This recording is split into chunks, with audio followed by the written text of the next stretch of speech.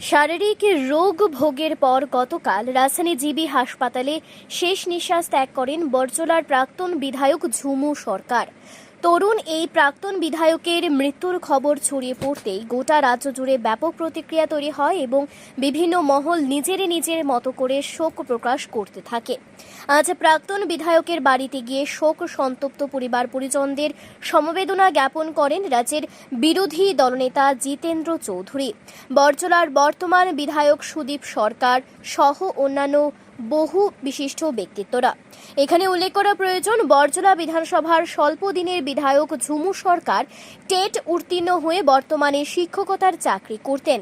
তরুণ এই বিধায়কের সাথে এলাকায় দলমত নির্বিশেষে সাধারণ মানুষের যে একটা সুসম্পর্ক ছিল তা ওনার মৃত্যু সংবাদের পর বিভিন্ন স্তরের সাধারণ মানুষের শোক প্রকাশের ধরন দেখে প্রতীয়মান।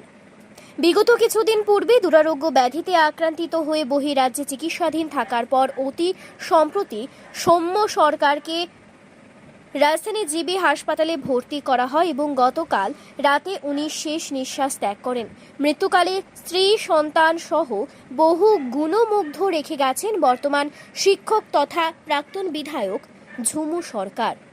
Bureau report, Tripura news Bangla.